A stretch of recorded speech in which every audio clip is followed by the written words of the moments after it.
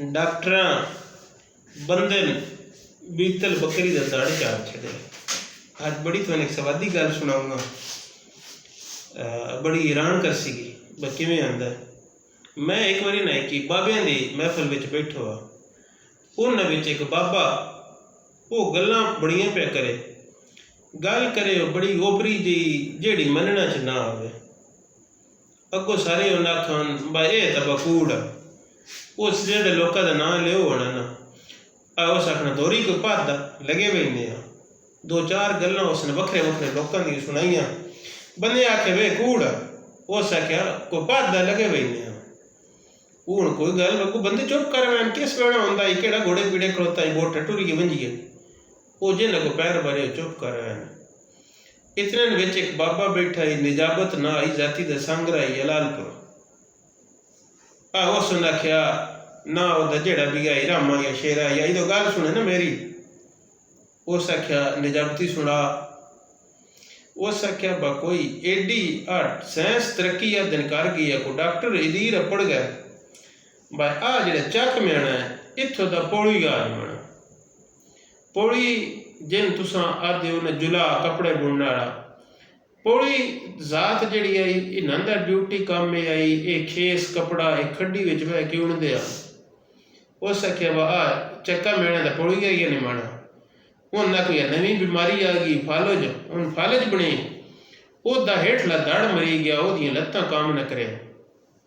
लैलपुर जेड़ा ना इत्थे की अस्पताल दसदे नूं उत्थे डॉक्टर को दस्यो ना कोई हड्डियां दा बड़ा सियाणा है ओदे कोल लै वंजो।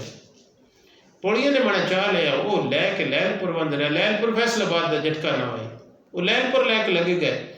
डॉक्टर को वाकई उस बड़ा सियाणा आई या कोई अल्लाह पाक वो चकला की हद पे मुकाई है भाई एडा अको लुद उस बीतल बकरी का हेठला दड़ जड़ा वो बंधन चाड़ छड़िया।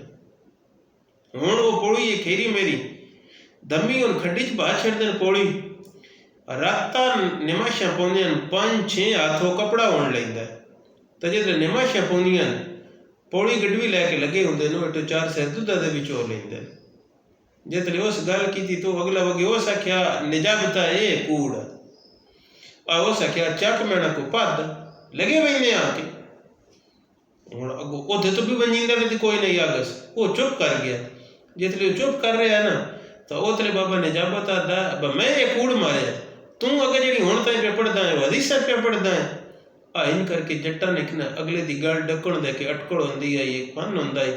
अगले जिहो जी गल पे सुनिंदे होना ओदे कोल ओदे नाल चाड़ के गल च सुनानी तो या मुड़ों चुप करना पौना तो या ओदी गल मनना पौनी।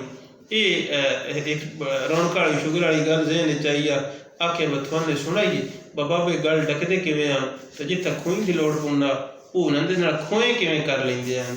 खोए दा मतलब होंदा शरारत करना अंज अगले चौक दे लेना या ओदे कोलों अपनी लोड़ी की गल कढ़ लेना ये एक तरीका अटकड़ होंदा है। इहो जिहियां बड़ियां मरुकणियां ते बड़ियां सवादी बाबियां दी महफिल दियां गल्लां होंदियां। ये अजोकी गल तुसीं ये सुन सो गए जे गल्लां साड़ियां लगन चंगियां तो मुड़ साडा यूट्यूब ते जिहड़ा चैनल है ना पंजाब वसे उन अपना करना नहीं भुलना, टल्ली वाला बटन भी मनना ते नाल साडा फेसबुक ते आज़म रांझा पेज भी है उत्थे भी साडी गल लभ होंदी है। जे सुनना चाहो तो उन भी जरूर फॉलो करना है। ये एक रौनक ते शुगल ते नाले अपने लगे वेले दीयां गल्लां सामने वास्ते असां एक कीता सिलसिला भाई असां अपनी गल्लां जिहड़ियां वो यूट्यूब ते साड़ियां सांभियां पियां होण। कदी लगे वेले कोई किसन गवेड़ आवे तो पुराने वेले की कोई गल सुन लवीए तो वो तो सुन सके। अगली वीडियो आने तक साड़ी उड़ीक रखसो। रब रखा।